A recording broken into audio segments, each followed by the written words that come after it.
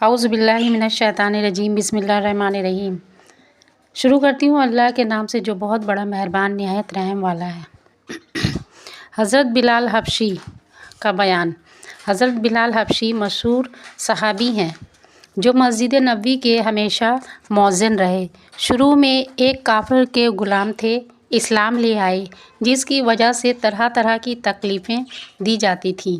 امیہ بن خلف جو مسلمانوں کا سخت دشمن تھا، ان کو سخت گرمی میں دوپہر کے وقت تپتی ہوئی ریت پر سیدھا لٹا کر ان کے سینہ پر پتھر کی بڑی چٹان رکھ دیتا تھا تاکہ وہ حرکت نہ کر سکے، اور کہتا تھا کہ یا اس حال میں مر جائیں اور زندگی چاہے تو اسلام سے ہٹ جائے، مگر وہ اس حالت میں بھی احد احد کہتے تھے، یعنی معبود ایک ہی ہے۔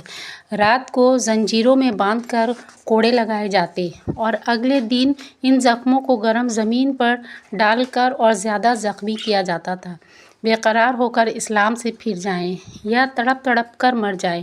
عذاب دینے والے اکتا جاتے، کبھی ابو جہل کا نمبر آتا، کبھی امیہ بن خلف کا، کبھی اوروں کا، اور ہر شخص اس کی کوشش کرتا کہ تکلیف دینے میں زور ختم کر دے۔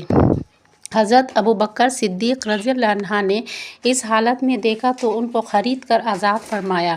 چونکہ عرب کے بت پرست اپنے بتوں کو بھی معبود کہتے تھے، اس لیے ان کے مقابلہ میں اسلام کی تعلیم توحید کی تھی، جس کی وجہ سے حضرت بلال رضی اللہ عنہ کی زبان پر ایک ہی رد تھا۔ یہ تعلق اور عشق کی بات ہے۔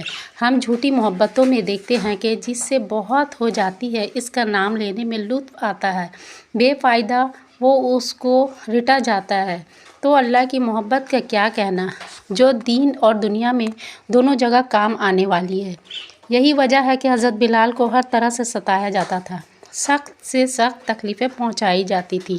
مکہ کے لڑکوں کے حوالہ کر دیا جاتا کہ وہ ان کو گلی کوچوں میں چکر دیتے پھرے، اور یہ تھے کہ ایک ہی رٹ لگاتے تھے۔ اسی کا یہ صلہ ملا کہ پتھر حضور کے دربار میں مؤذن بنے، اور سفر حضر میں ہمیشہ اذان کی خدمت ان کی سپرد ہوئی۔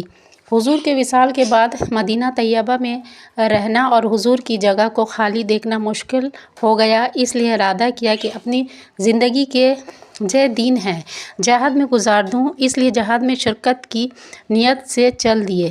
ایک عرصہ تک مدینہ منورہ لوٹ کر نہیں آئے۔ ایک مرتبہ حضور کی خواب میں زیارت کی۔ حضور نے فرمایا، بلال، یہ کیا ظلم ہے، ہمارے پاس کبھی نہیں آتے؟ تو آنکھ کھلنے پر مدینہ طیبہ حاضر ہوئے۔ حضرت حسن حسین نے اذان کی فرمائش کی۔